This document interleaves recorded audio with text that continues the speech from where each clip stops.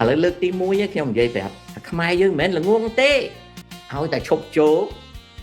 ឲ្យតែឈប់ fake ឲ្យតែឈប់អួតខ្មែរយើងប្រកែណានៅស្រុកភូមិខ្ញុំនេះគាត់ថាខ្ញុំស្គាល់កូនខ្មែរជា scientist 6នាក់ហើយ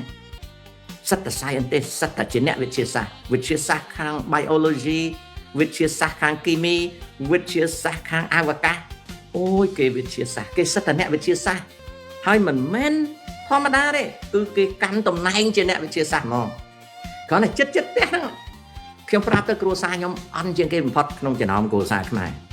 ខ្ញុំមានកូន5នាក់ខ្ញុំមាន PhD 12មានន័យថាខ្ញុំអន់ជាងគេកូនគេ3នាក់គេដូចបងស្រីខ្ញុំអី3នាក់កូនគាត់ PhD ហើយនឹង doctorate ទាំង3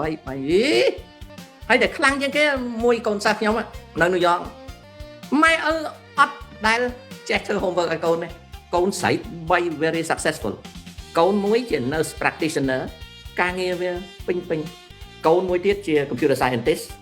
កូនមួយទៀតជា medical doctor រស់នៅក្នុង housing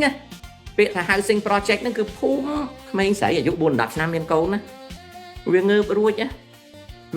ម៉ែឪវាអត់មានបានជួយវាទេហើយវាកូនខ្មែរមីបងគេកើតមកប៉ិនកពួនជើង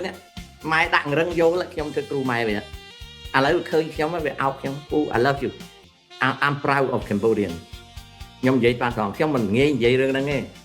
ចៅមកសួរខ្ញុំស្ដីឲ្យអាក្រក់កៃតាមពិតណា I love you guys ខ្ញុំស្រឡាញ់ខ្មែរប៉ុន្តែសម្ដីវាអាក្រក់